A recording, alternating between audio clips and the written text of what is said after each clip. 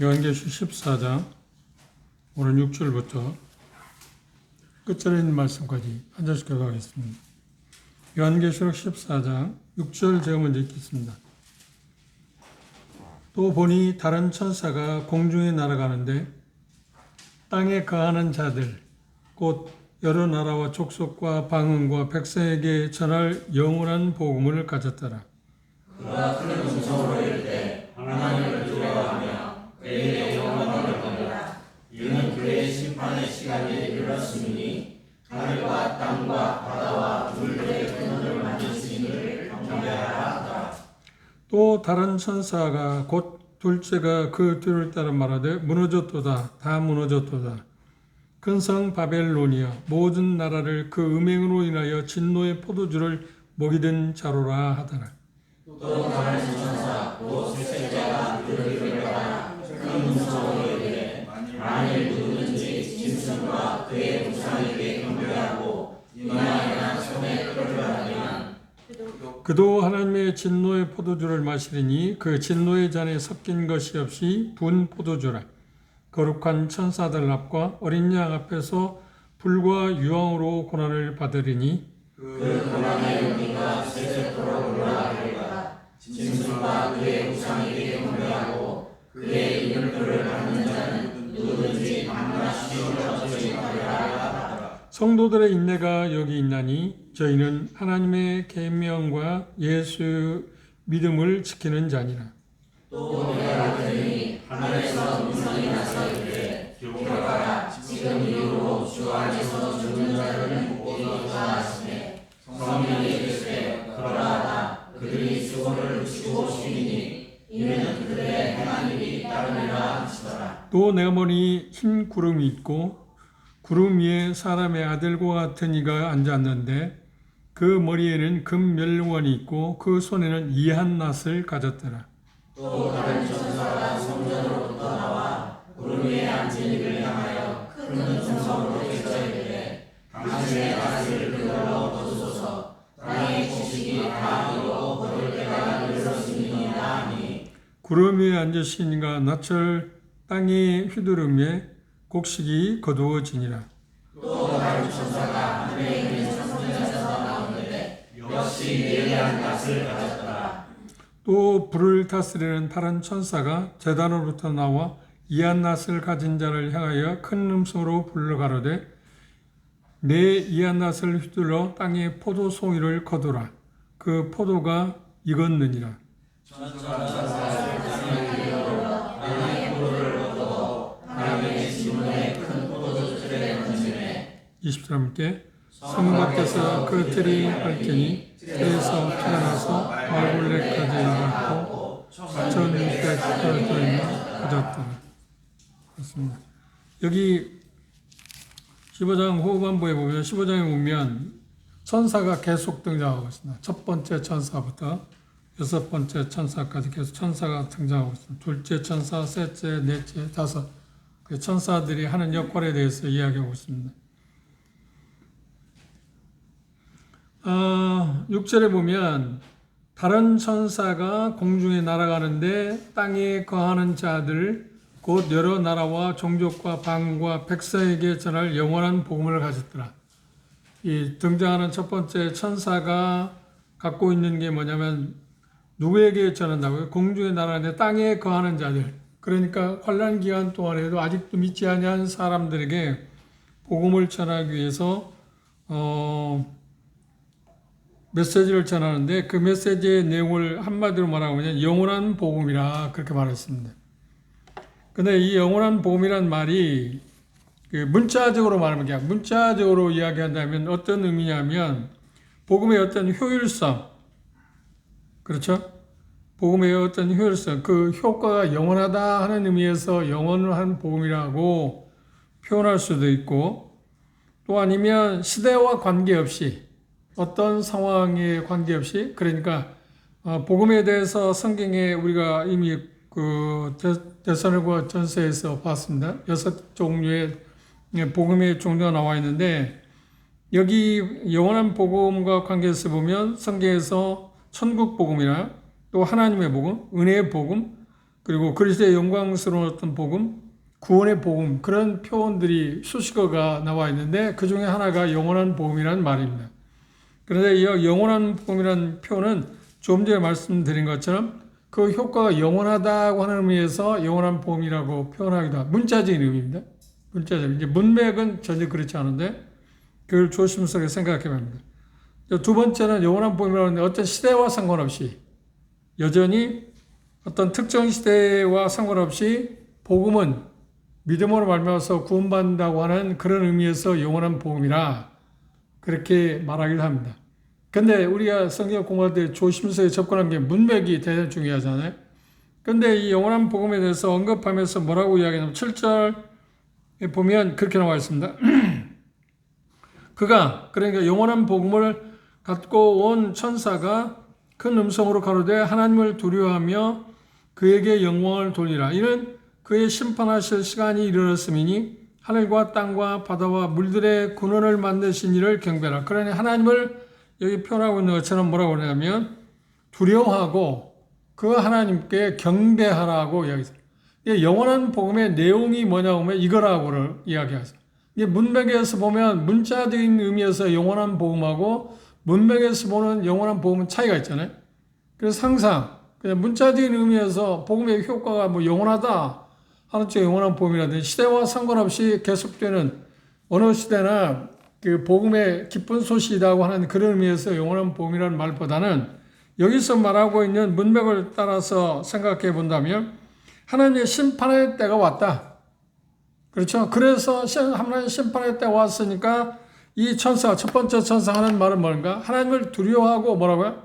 하나님을 경배해야 한다고 이야기했습니다. 그가 갖고 전하는 영원한 복음의 내용에 대해서 좀 이야기하고 있습니다. 그러면 우리가 생각하는 의미에서 영원한 그 복음이라는 말 자체는 기쁜 소식이잖아요. 기쁜 소식이라고 말할 때 우리는 일반적으로 어떤 긍정적인 쪽의 생각만 합니다. 그런데 이 영원한 복음이라고 표현할 때 그 문맥을 보면 뭐냐면 하나님의 심판으로 인해서 하나님의 의의가 이루어지고 그분의 나라가 이루어질 거라고 하는 것에 대한 내용, 그것이 기쁜 소식이다. 그것이 기쁜 소식이라는 거예요. 누구에게? 땅에 있는 사람들은 그 기쁜 소식이 아니죠. 저주죠. 무서운 일 아닌가? 그렇죠? 그래 여기 표현하고 있는 것처럼 하나님을 두려워하고 하나님을 경배하는 사람들에게 있어서는 하나님의 심판이 도래해서 모든 것을 완성하신다고 하는 소식이야말로 정말 기쁜 소식이 아닌가요? 그것을 여기에서 문맥을 보면 영원한 복음이라 표현했다. 이게 가장 합당한 해석이라고 생각하시면 됩니다. 이게 문자적인 의미에서 영원한 복음이라는 말보다는 문맥을 통해서 그렇게 이해를 하시면 좋을 거라고 생각합니다. 두 번째, 8절에 보면 또 다른 천사, 이제 두 번째 천사가 나타났는데, 두 번째 천사가 그 뒤를 따라가고, 그 뒤를 따라간다는 것은 뭡니까? 영원한 복음을 가지고 있는 첫 번째 천사 뒤를 따라가며 말하고, 무너졌도다, 무너졌도다. 큰 성 바벨론이여, 모든 나라를 음행으로 인하여 진노의 포도주를 모이던 자다고 이야기했습니다. 이 표현은 18장에 넘어가 보시면 우리가 그것을 구체적으로 나와 있습니다. 18장을 보십시오.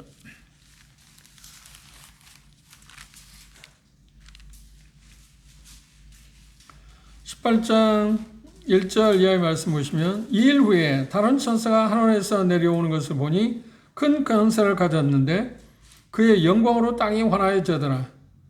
힘센 음성으로 유쳐가로되 무너졌도다 무너졌도다 큰 성 바벨론이여 귀신의 처소와 각종 더러운 영이 모이는 곳과 각종 더럽고 가증한 새에 모이는 곳이 되었도다. 그 음액의 진노의 포도주를 인하여 만국이 무너졌으며 또 땅의 왕들이 그로 더불어 음행하였으며 땅의 상구들도 그 사치와 세력을 인하여 시보했다. 그러니까 여기 지금 이야기하고 있는 8절에서 이야기하고 있는 내용은 지금 18장에 가서 구체적으로 나와 있습니다. 그래서 여기서 말하는 바벨론이라고 하는 말은 어떤 도시, 정확히 말하면 지금 그 지역적으로 말하면 이 바벨론은 지금 이란 쪽, 정확히는 이라크 지역입니다. 바벨론이 그 옛날부터 시작된 그 지역이 지형적으로 말하면 그렇습니다. 그런데 여기서 말하는 그 18장에서 말하고 있는 말씀과 견주어서 본다 하면 이게 세계 종교, 그렇죠. 음력, 적그리스도와 함께 세계를 지배하고 어느 시간 동안 다스리다가 결국은 적그리스도에서 무참히 짓밟혀 나가는 세계 종교. 이게 세계 종교가 어떤 거다 할 때 그게 이제 많은 학자들은 뭐라고 이야기하냐면 테드를 중심으로 해서 모든 종교들이 통합될 거다, 통일될 거다. 그래서 세계 종교라고 하는 겁니다. 그러니까 지금 현재 우리가 살고 있는 현대에도 에큐메니컬 운동이 있지 않나요? 그래서 종교는 하나다. 그래서 방법은 각각 다를지 모르지만 종교는 하나이기 때문에 해서 함께 우리가 연합하자. 그래서 뭐 교파와 상관없이 그리고 어떤 종교, 뭐 불교가 됐든 뭐 천주교가 됐든 기독교가 됐든 뭐 어떤 종교가 됐든 간 하나로 구성하자고 하는 그런 것들이 운동이 지금 하고 있지 않나요?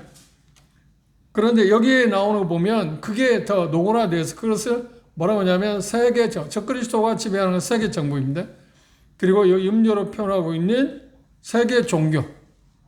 그 종교에 의해서 하나님에 대한 잘못된 것들이 만연되고 그래서 결국은 세상을 몰락시키게 되는. 그래서 많은 그 당대의 세계 정부는 그 지도자들은 정치 지도자는 이 종교에 의해서 처음에는 많이 농락당할 거라고 이야기합니다. 그러나 결국은 적그리스도에 의해서 이 세계 종교가 함몰당하고 그러면서 없어질 거라고 하는 이야기를 하고 있습니다. 그래서 여기 표현 가운데서는 두 번째 천사가 이야기하기를 그 바벨론, 그러니까 그 세계 종교가 18장에 구체적으로 나와 있습니다. 그게 멸망할 거라고 하는 이야기를 지금 예시하고 있습니다. 그런데 특징이 뭐냐면 그 음행으로 인하여 진노의 포도를 먹이던 자다. 그 자세한 부분은 우리가 18장에 가서 정확하게 볼 수 있으면 좋겠습니다. 그걸 그렇게 생각하시고 그 다음에 세 번째 천사가 이제 9절에 보면 또 다른 천사 곧 셋째가 그 뒤를 따라 큰 음성으로 오라되 만일 누구든지 짐승과 그의 우상에게 경배하고 이마나 손에 표를 받으면 우리가 이미 13장에 봤잖아요. 모든 사람이 표를 받지 않으면 매매를 못하여 죽음을 당한다. 그러니까 여기 지금 이야기는 대비한 것입니다.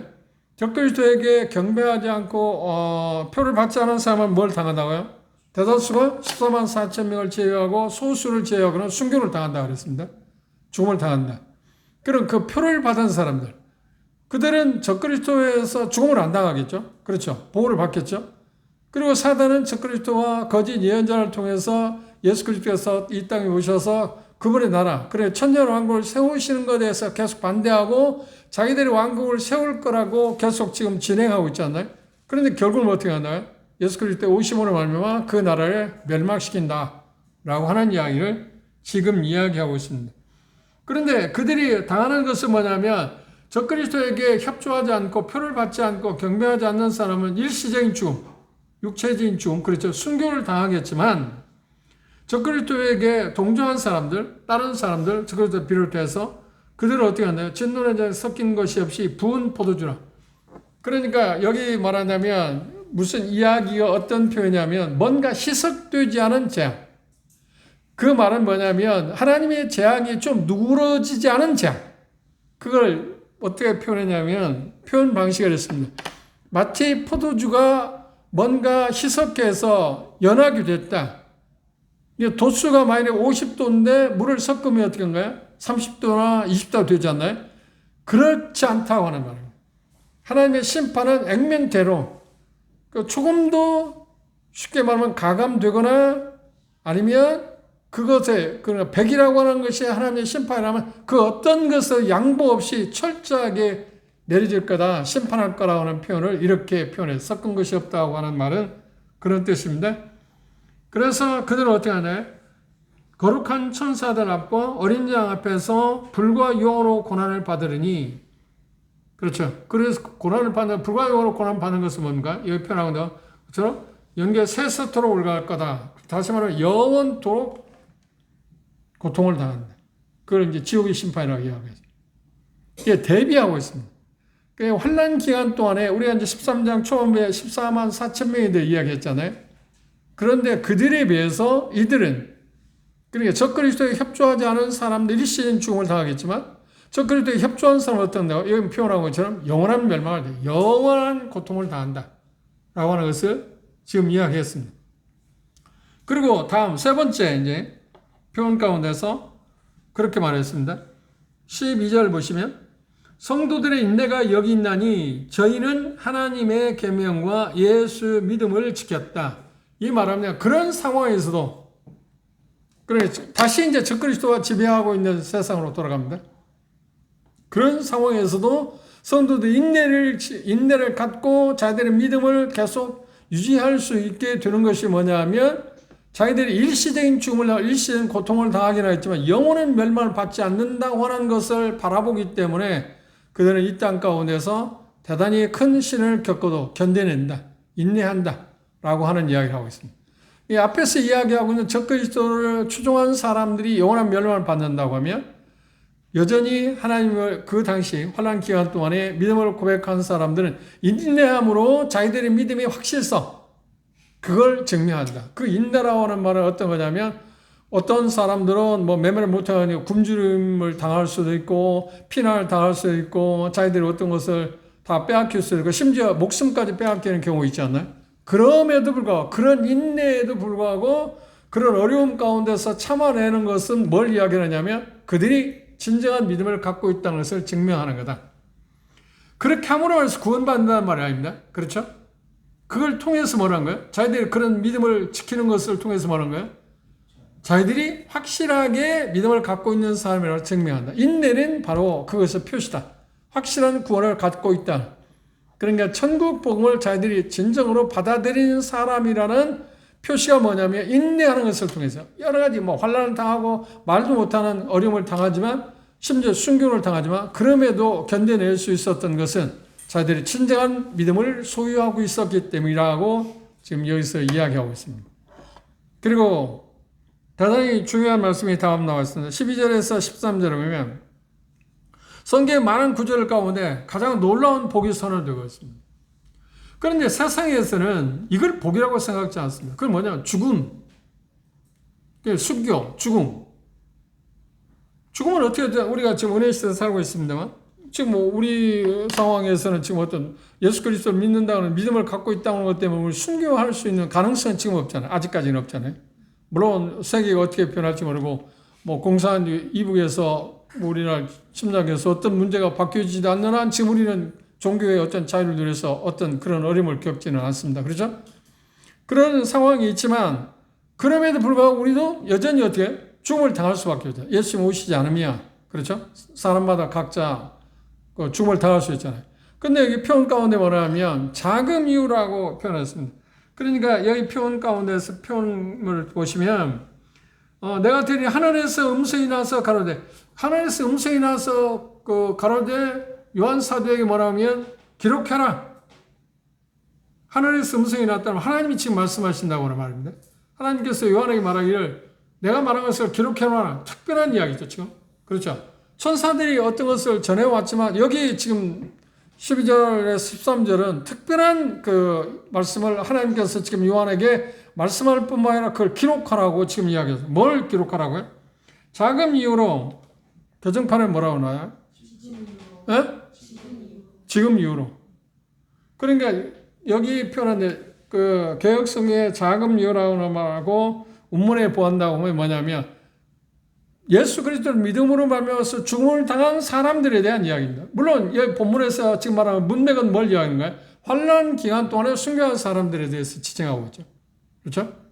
그런데 이 표현 가운데서 뭐냐면 이미 순교한 사람도 있고 직장에서 그리고 12장에서 13장에서 본 것처럼 주 안에서 죽는 자들은 복이 있다. 특이한 말입니다. 죽음은 누가 봐도 그 불청이지 않나요? 그걸 복이라고 말하는 사람 아무도 없습니다. 그런데 그리스도인, 진정한 복음을 가진 사람들만 뭐라고 하냐면 죽음이 복이라고 생각해요. 왜요? 왜 죽음이 복입니까?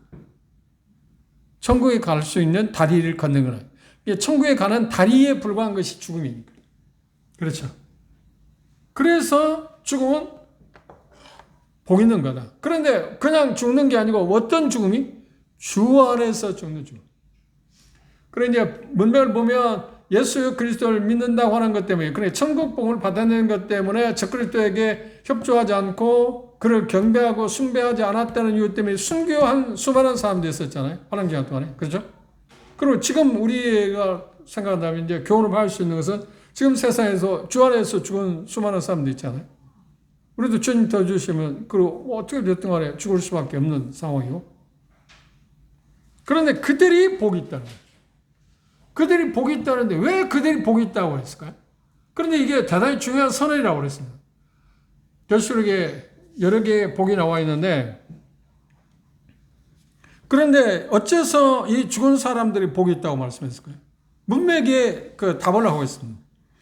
제가 그 질문을 했을 때 죽은 자들이 어떻게 복이 있다고 할까? 그렇게 생각하면 답을 하기 어려워요. 근데 이 말씀을 하고 나서 그 후에 뭐라고 하냐면 문맥을 통해서 그들이 죽은 자들, 주 안에 죽은 자들이 복이 있다는 이유를 설명하고 있어요.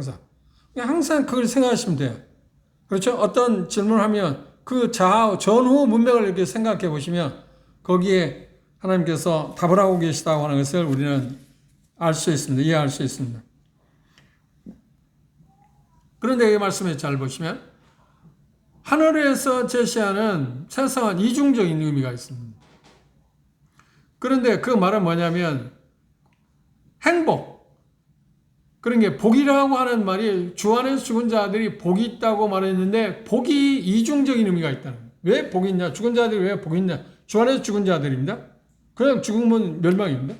근데 주 안에서 믿음을 갖고 믿음 때문에 죽음을 당했던, 믿음을 갖고 죽음 당했던 주 안에서 죽은 자들은 복이 있다고 그랬는데, 그걸 이제 행복이라고 표현했어요. 왜 그게 복이 있냐고 할 때, 첫 번째 뭐라고 하냐면, 그들의 생활 방식 때문이라는 거예요. 그들이 주 안에서 죽은 자들이 복이 있는 이유가 그들이 생활 방식 때문이다. 그래서 이 표현 가운데 뭐냐, 성도들의 인내라는 표현을 했습니다. 12절에서 성경에서 가장 중요한 가르침 가운데 하나입니다. 성도들은 죽을 때에도 죽을 때까지 죽음을, 그러니까 이 본문에서 말하는 대로 한다면 환난 기간 때에 순교를 당하면서까지 뭐라 했다고요? 인내했다. 그들이 인내할 수 있었던 건 뭐라고요? 믿음 때문에, 믿음을 가지고 있기 때문에, 진정한 자기들이 소유하고 있는 믿음이 있었기 때문에 그들이 인내했다. 그것이 복이라는 거예요. 그것 자체가 복이라는 거예요. 그러니까 우리가 생각하는 세상의 가치관에서 보는 좀 다르죠. 그렇죠? 이것은 그리스도를 믿는 믿음의 참된 성도들에게 확신을 주는 거예요. 확실한 믿음을 갖고 있지 않는 사람들은 이것을 받아들일 수 없잖아요. 이걸 복이라고 생각할 수 없지 않나요? 한번 생각해 보세요. 죽음까지도 견뎌낼 수 있는, 죽음까지도 견뎌내나? 죽음이 왔어도 그걸 인내할 수 있다는 것은 누구만이 가능한가요? 어떤 사람만이 가능한가요? 믿음을 가진 사람들만 가능합니다. 그런 사이에서 다 포기하잖아요. 그렇죠? 다 포기할 수밖에 없어요. 내려놓을 수 있어요. 죽음을 당하는데 자기가 진정한 신앙을 안 갖고 있는 사람들이 그걸 목숨을 얻으려고 그러지, 자기 목숨을 내놓으면서 믿음을 지으려고 하는 사람이 있나요? 그게 없죠. 그럴 수가 없습니다. 그런 의미에서 보니까 주 안에서 죽은 자들이 보여요. 그래, 참 고귀한 거잖아요. 아무나 할 수 있는 게 아니기 때문에 그런 의미에서 지금 이야기했습니다. 그 말은, 여기서 표현한 말은 죽음의 성도들 하늘의 영광으로 안내하기 때문이라고 하는 거예요. 그러니까 주 안에서 죽은 자는 복이 있죠. 그렇죠? 죽으면 앞에서 이야기한 것처럼 믿지 않는 사람은 뭐예요? 세세토록 고통을 당한다고 그랬잖아요. 그런데 주 안에서 죽은 자들이 복이 있는 이유가 뭐냐고 하면 죽음은 어디로 안내한다고요? 하늘나라로 안내한다. 그래서 복이 있다는 거예요. 그래서 복이 있다는 거예요. 그거 이해하시죠, 이제? 첫 번째 복이, 죽은 자들이 왜 복이 있는가 하는 것을 지금 첫 번째 그렇게 이야기했습니다. 그리고 두 번째 13절 보십시오.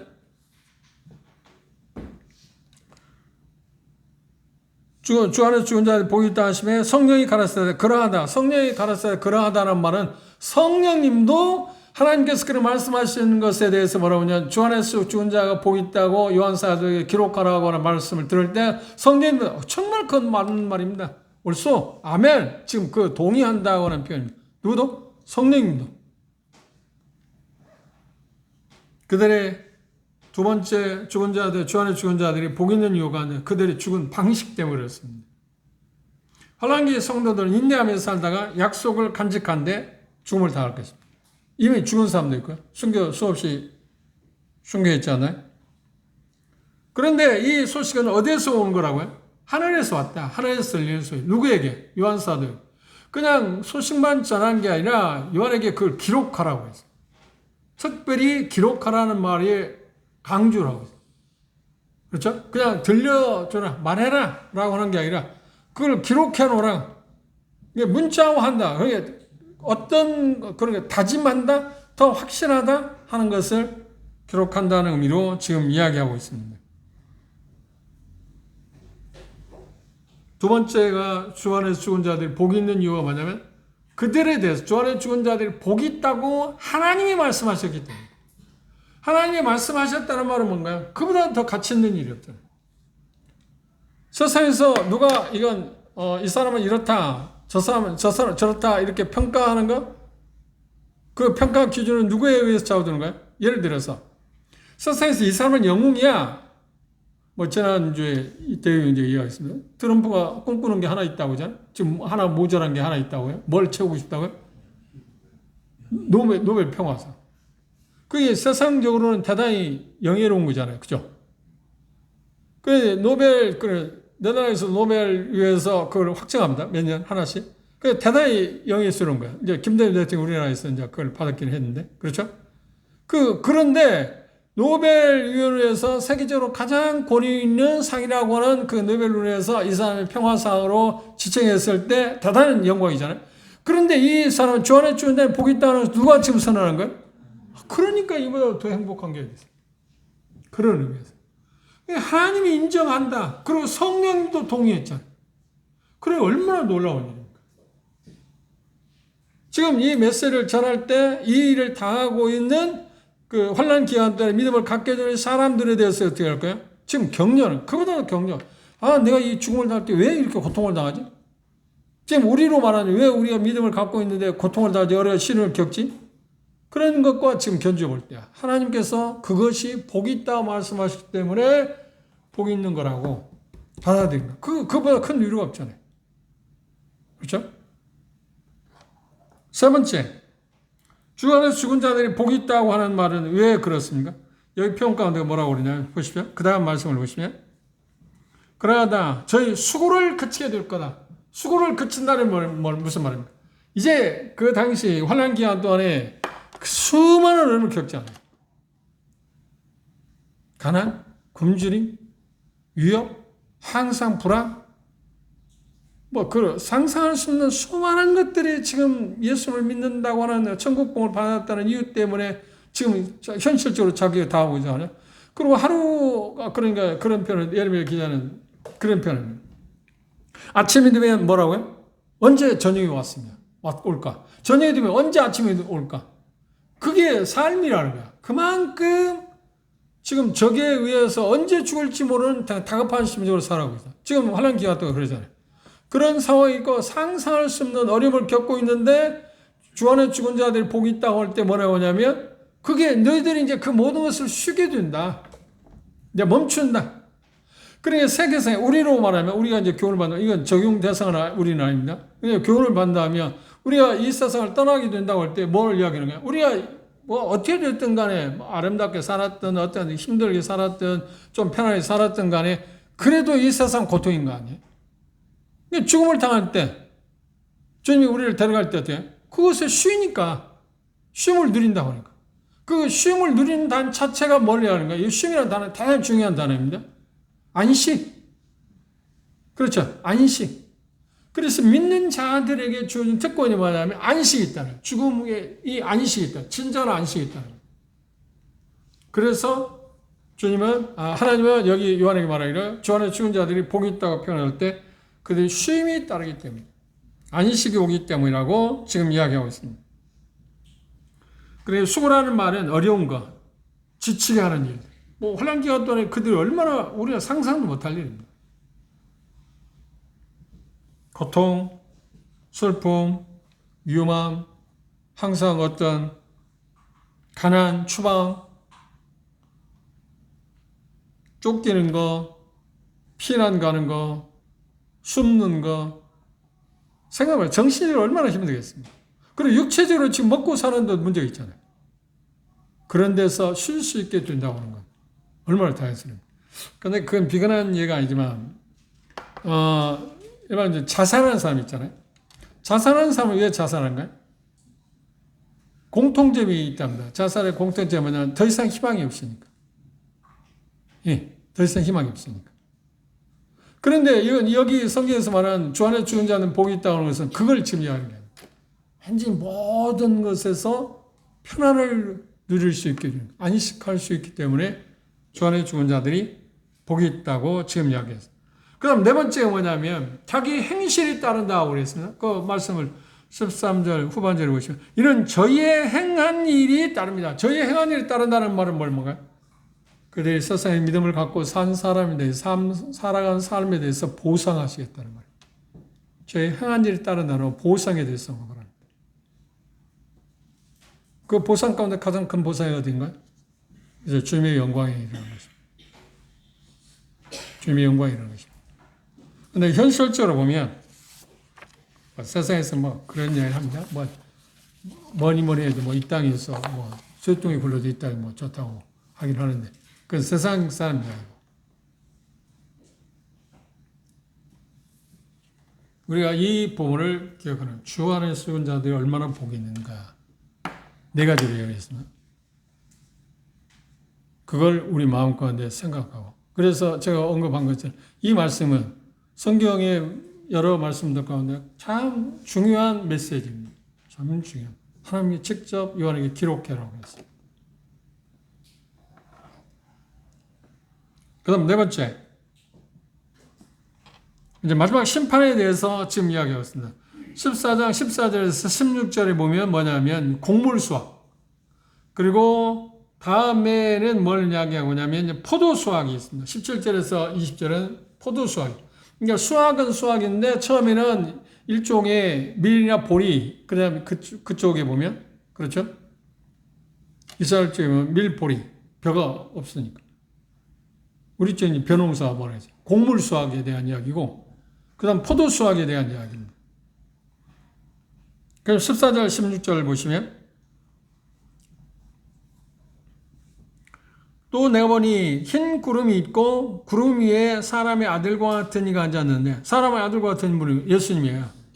예수님이 그 머리에는 금면류관이 있고 그 손에는 이한낫을 가졌더라. 그런데 이 예수님이 뭐라고 하냐면 구름을 타고 지금 뭘 갖고 계시다고요? 금면류관을 쓰고 금면류관이라는 것은 여기 쉬운 이야기를 하면 어떤 말이냐면 그런 뜻입니다. 오늘 스포츠 경기를 하잖아요. 그래서 우승하면 뭘 주나요? 메달을 주잖아요. 근데 유일하게 메달과 더불어서 멜관을 주는 게 있어요. 뭐요? 마라톤 경기. 이게 승리자. 예수님을 묘사하기를 뭐냐면 모든 것을 정복하신 분으로 묘사가 되어 있어요. 그래서 그 모든 것을 정복했기 때문에 그분에게 성부 하나님께서 성자 예수님의 뭘 주나요? 모든 것을 심판할 수 있는 권한을 그분에게 주셨잖아요.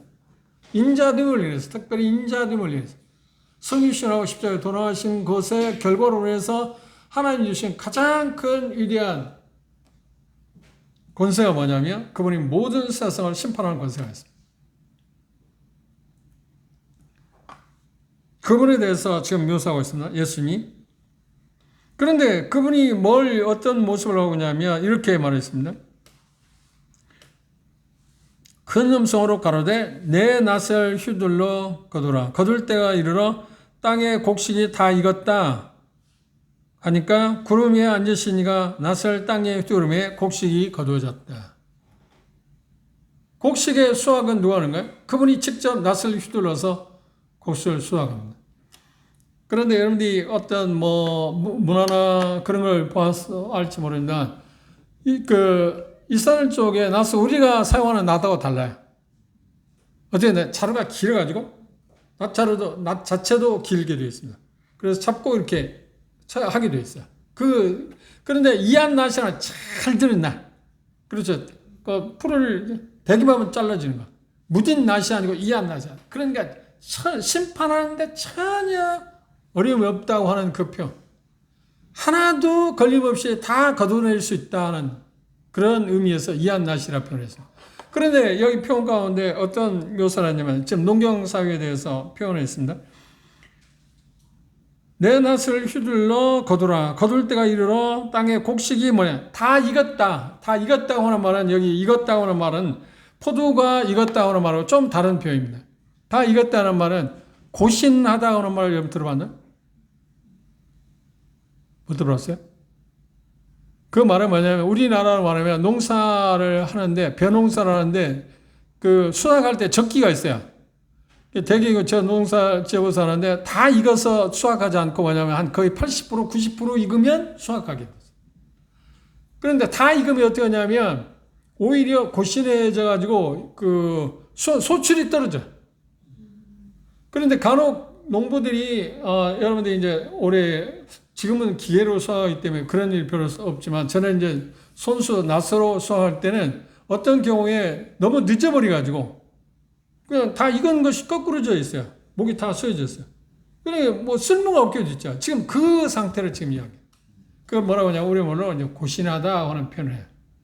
그래, 다시 말하면 너무 익어가지고 그러니까 기다릴 때 추수 때가 있는데도 추수 때를 지나쳐 버리니까 정확한 알곡을 거둘 수 없는 시기, 그 표현을 이야기해요. 그런데 예수님께서 이 표현을 한 것 가운데 뭐냐면 그때까지도 기다리는 거예요. 그때까지. 조금 더 기다리는 거예요. 심판을 그때 조금이라도, 쉬운 말로 하면 1분이라도 더 늦추고자 하는 그분의 마음을 우리가 볼 수 있어요.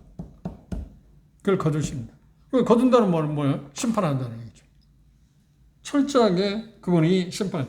근데 수확하시는 분은 누군가요? 이 흰 구름을 타고 멸관을 갖고 손에 이하한 낫을 가지신 분?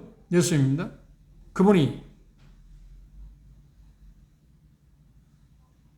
수확을 하시는데 추수한다. 추수를 하는데 여기 표현하고 있는 것처럼 누가 지금 이야기하는가? 15절에 보시면 그렇게 했습니다. 또 다른 천사, 네 번 천사가 이야기합니다. 예수님에게 왜 기다리십니까? 빨리 하시죠. 그래서 재촉하는 모습이 나와 있습니다. 그런데 주님은 약간의 그래도 조금 더 시간을 주기, 아주 완전히 그냥 더 이상 아니다고 할 때, 그래 쉬운 말하면 한 100이면 딱 차는데 지금 98이나 99 정도면은 99점 몇 되면은 수확해야 한다. 그런데 천사가 볼 때 그렇게 됐다. 그런데 주님 볼 때는 뭐라는 거야? 아니야, 100일 됐는데 아니야, 나 100일까지 기다릴 거야. 그런 식입니다. 지금 그걸 지금 이야기하고. 그 찰나의 시간을 더 주고 싶어 하는 그분. 그래, 결국은 어떻게 인가요? 그렇다고 해서 뭐 돌아올 사람은 없죠. 그런데도 주님의 마음은 그런 여유를 익었다고 하는 표현이 지금 그런 이야기를 하고 있습니다. 그래서 결국은 심판한다고 이야기했습니다. 그 다음, 네 번째. 그런데 이 심판은 뭐냐? 예고 없이 임하는 것입니다. 그래서 이 심판은 계시록 16장. 이제 구체적이 뭐냐면, 이한 낫을 갖고 수확하는 것의 구체적인 내용이 뭐냐면, 16장이 아니라 7대 집의 심판에 지금 이야기하고 있습니다. 예시하고 있습니다. 이제 그때 가면 지금 여기서 이야기하고 있는 이한 낫을 가지고 수확하는, 곡식을 수확하는 내용이 16장에부터 나오는 15장 후반부터 나오는 7대 집의 심판을 지금 묘사하고 있습니다. 그 다음 마지막으로 포도 수확이 17절에서 20절에 보면 포도나무 수확은 뭐냐, 포도나무 수확이 아니야. 포도 따서 이제 으깨서 포도즙을 만드는 거잖아요. 그 수확은 누가 하는 거예요? 직접 누가 하는 거예요? 천사를 통해서 하고 있습니다. 그래서 천사를 통해서, 주님이 직접 하지 않습니다. 천사를 통해서 하고 있습니다. 다섯째 천사를 통해서 지금 이야기하고 있습니다. 마태복음 13장에 보시면 예수님께서 그런 이미 예언을 하신 일이 있습니다. 마태복음 13장 가볼까요?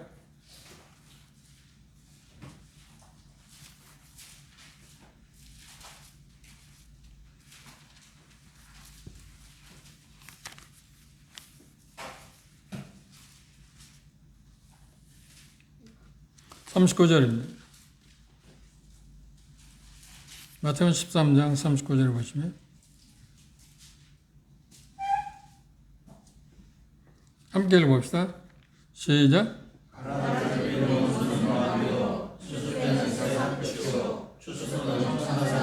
예, 49절. 시작.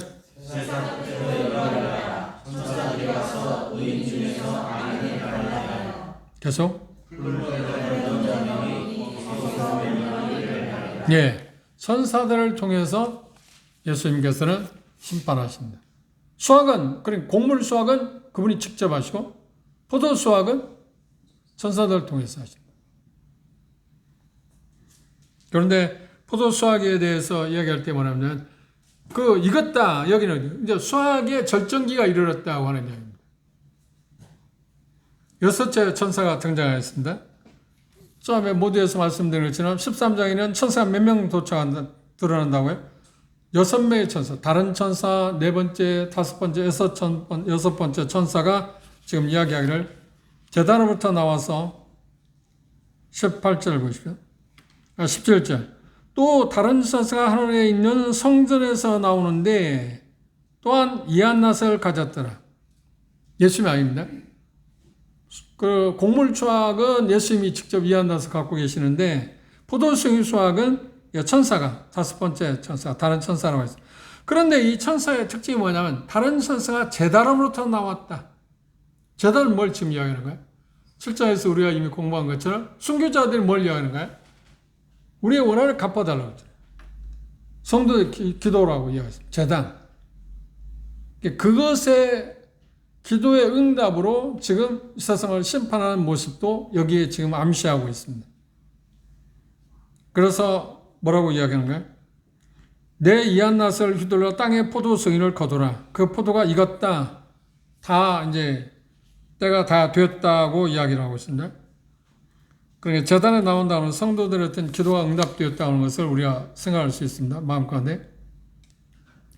그런데 포도 수확할 때 그 당시 그러니까 포도즙을 만드는 방법이 그 당시에는 어떻게 했냐면 사람이 없겠잖아요.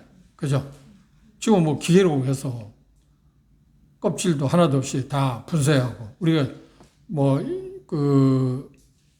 집에서 믹서기로 뭐 채소나 과일 갈아 먹을 때 그냥 다 껍질도 없이 갈아 먹기도 하고 그런 분쇄기라고 하는 거야? 뭐라고 하는 거야? 분쇄기라고 해? 즙 짜는 거. 종류에 따라서 이렇게 다르잖아. 그런데 그때는 그게 없기 때문에 으깼어요. 으깼는데 여기 표현 가운데 뭐냐면 말발굽을 통해서 으깨는 쪽으로 나왔습니다. 근데 두 가지 도구가 통이 있답니다. 포도를 다 집어넣고 따서 집어넣은 다음에 사람을 밟는 거예요. 계속 밟아요. 밟으면 구멍이 있어가지고 조금 이제 밟힌 것들이 좀 그러니까 알맹이 없는 것들이 좀 으깨진 것들을 어떻게 하면 흘러 또 내려가요. 다음 통으로 넘어가요. 그러면 다음 통에 또 해서 하면 이제 더 즙이 나온다고. 그게 옛날 방식이랍니다. 문헌에 의하면. 그런데 이 표현 가운데 어떤 표현을 하냐면 포도를 으깬다고 할 때 어떤 표현을 하냐면 성경에 이렇게 표현하고 있습니다. 한번 보십시오. 그런데 이걸 문자적으로 받을 거냐 아닐 거냐에 대해서 설명해 놨는데 자 19절 천사가 낫을 땅에 휘둘러 땅에 포도를 거두어 하나님의 진노의 큰 포도주 틀에 던짐에 하나님이 심판을 하신다고 하는 겁니다. 그렇죠? 큰 포도주 틀에 던짐에 성 밖에서 그 틀이 밟히니 성 밖이라고 했어요. 이 성 밖은 어디를 지금 이야기하나? 예루살렘을 지금 이야기하고 있습니다. 밟히니 틀에서 피가 나서 말굴레까지 닿았고 길이는 얼마까지 퍼졌다고요? 그렇죠. 1100사디온이라고 이야기를 했습니다. 근데 여기 표현한 가운데서 우리 이제 좀 조심스럽게 생각해 봐야 할 것은 1620스타디온이라는 것은 키로수로 말하면 한 320km. 예루살렘을 정점으로 해서 북쪽 남쪽으로 하면 현실적으로 보면 320km가 채 안 되고 약 한 250km 그 정도 된답니다. 그러면 여기에서 말하는 게 뭘 이야기할까? 그러니까 이 말은 뭐냐면 그런 뜻입니다. 하나님이 심판하게 될 때 천사를 통해서 예수님이 심판할 때 마치 포도즙을 으깨는 것처럼 그 당시에 땅에 사는 사람들 다 짓밟아 으깨버릴 으깬다. 그런데 으깨면 당연히 뭔가 피가 나잖아요. 피가 나는데 그 피가 어떻게 되냐면 선열이, 그렇죠? 포도를 우리가 발로 밟는다고 생각했어요. 그럼 어디로 묻겠어요? 옷을 입지 않고 이제 옷 걷어내고 뭐 허벅지까지 하고 밟을 거 아니에요. 그래도 옷에 튈 수 있잖아요. 팍팍팍팍 밟으니까 그런 형태의 지금 이야기예요. 그러니까 하나님이 심판해서 땅에 있는 사람들, 저그리스도를 비롯해서 저그리스도에 호응한 사람들을 심판할 때 하나님께서 심판하는 그 참혹함을 지금 이렇게 묘사한 거죠. 어떻게? 그때 피가 얼마까지? 3,200km까지 퍼질 거다. 상상이 됩니까? 그러니까 이건 어떤 면에서 제가 보기에는 과장법 아닌가. 그렇죠? 이렇게까지 사람의 피가 막 낭자하다 막 생각하면서요. 얼마나 많은 사람을 죽이면 320km까지 퍼지겠어요?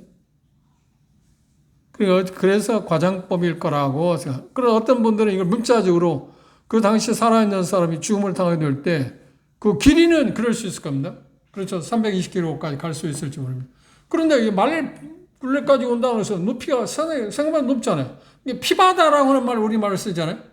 피바다라고 할 때 우리는 어떤 말이에요? 과장법이지. 그걸 피가 바다를 이루는 걸 한 번도 본 일이 없잖아요. 수많은 사람이 죽음을 당하지만, 잔혹하게 죽음을 당하지만 피가 받아들인 적은 없잖아요. 뭐 성혈이 낭자하다 하는 표현을 한다면 피가 그냥 뭐 여기저기 많이 흘려져 있다 하는 말을 그렇게 표현하잖아요. 그런데 여기 표현도 아마 그런 표현일 거다. 이렇게 받아들이시면 될 겁니다. 이게 결론은 뭐냐면 하나님의 심판은 너무 무섭기 때문에 중하기 때문에 이런 참혹한 죽음을 당할 거다. 누가? 적그리스도와 거짓 예언자, 그들을 추종한 사람, 땅에 있는 모든 사람. 그걸 이렇게 이야기하고 있습니다. 그런데 이 모습에서 우리가 생각할 수 있는 것은 히브리서를 보십니다. 하나님께서 우리에게 이렇게 경고한 일이 있습니다. 10장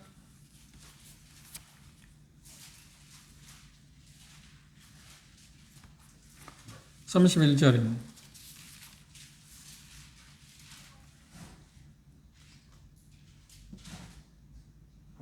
히브리서 10장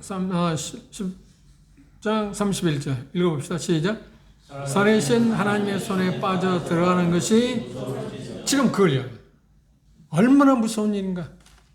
그걸 혹독하게 히브리서 여기 10장 31절에다가 여러분 계시록 지금 방금 읽은 그 내용들을 이렇게 써놓으면 몇 장, 14장부터 써있는 것을 19절에서 20절까지 써있는 것을 써놓으면 이런 참혹한 일이 벌어지는 거예요. 그런데 이것은 19장, 계시록 19장에 더 구체적으로 나와 있는데 아메게돈 전쟁이라고 나오고 있습니다. 그때 수많은 사람이 죽음을 당할 때. 곡물수확은 음녀 그 심판에 대해서 바벨론의 심판에 대해서 우리가 10장을 본 것처럼 그게 나올 거고, 그렇죠? 그리고 여기 지금 포도 수확에 대해서는 계시록 19장 15절에서 20절이 나와 있는 그것들에 대해서 구체적으로 더 나와 있습니다. 그때 가서 더 구체적으로 보도록 합시다. 그 부분에 대해서는. 그런데 하나님의 무서운 손에 빠져들어가지 않는 유일한 방법은 뭔가요? 믿음을 가는 거죠. 그렇죠? 그런데 그 시편에서는 그렇게 예언을 했습니다. 묘사했어요. 시편 한번 2편을 보십시오.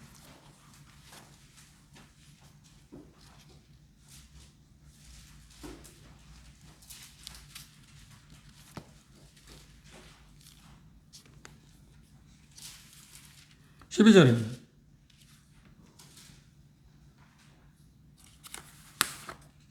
시편 2편 12절 읽어봅시다. 시작. 그 아들에게 입맞추라. 그렇지 않으면 진노하심으로 너희가 길에서 망하리니 그 진노가 급하심이라. 여호와를 의지하는 자는 복이 있다. 하나님 아들 되신 예수 그리스도에게 경의를 표하라. 그분께서 화를 내리게 된다고 하면 내 길에서 망하게 않게 하라. 그 말입니다. 우리가 내 길이라는 건 우리가 살아있는 동안에 하나님이 이게 끝이다 하고 하기 전에 하나님과 화목하라는, 하나님의 아들 되신 분하고 입맞추라 하는 표현도 썼습니다. 그분의 분노가 곧 폭발하기 때문에 그게 언제 올지 모른다고 그러잖아요. 그래서 이 표현 가운데 그분에게 피하는 자, 예수 그리스도에게 피하는 자들은 어떻게 하냐? 모든 사람으로 참으로 복이 있다. 그런데 이 부분에 대해서 우리는 하나님께 먼저 감사하죠. 내가 나은 게 없는데 내 주변에 있는 사람에 대해서 그렇게 똑똑하나 특별한 상황이잖아요. 그런데 복음으로 말미암아서 내가 이 길을 하나님의 은혜로 받아 누리고 살고 있다 하는 것 자체가 얼마나 큰 복입니다. 그거 오늘 식사할 때 동경제가 부른 찬송도 그런 거 있잖아요. 이미 우리가 받고 주어진 것들 지금 누리고 있는 것 그것에 감사해야 돼. 우리가 종종 너무 큰 것인데도 불구하고 그걸 간과하는 경우가 있어요. 하나님께서 우리에게 주신 이 놀라운 복에 대해서 하나님과 화해하는 것. 감사하고 그뿐만 아니라 그분에게 더 이제 친교, 더 가까이 하고 그분을 사랑하고 그분을 섬기는 어떤 즐거움을 우리가 계속 찾아가는 것, 그것이 이제 우리가 해야 할 일이겠죠. 그렇죠? 주어진 것에 감사하기도 해야지만 오늘은 특별히 연계 14장에 6 천사가 나타나서 그들에게 주어진 그 메시지의 내용들을 보았습니다. 거기에 특이사항 가운데 영원한 복음하고 주 안에서 죽은 자들이 왜 복이 있는가 4가지 이유를 설명했어요. 그것들을 우리 마음 가운데 생각하면서 하나님께 감사하고 그리고 하나님께 아직 화해하지 못한 하나님과 예수 그리스도와 아직 화해하지 않은 사람들을 위해서 기도하고 그들에게 복음을 전하는 일에 우리의 마음을 기울입니다. 그렇지 아니할 때 하나님의 진노는 너무 무섭기 때문에 그래서 히브리 저자는 하나님의 손에 빠져 들어가는 것이 얼마나 무서운 일인가. 그래서 실상이 지금 계시 14장 19절에서부터 나왔잖아요. 포도수원. 그 무서운 일입니다. 그것들을 우리가 생각하면서 우리가 그것에 이미 면제받은 것에 대해서 감사해야 하고 그렇지 못한 사람들에게 그런 사실을 우리가 알려드리는 일을 우리가 생활 가운데서 준행할 수 있기를 바랍니다. 다음 시간에 이제 15장에 넘어가 생각해 보도록 하겠습니다. 기도합시다.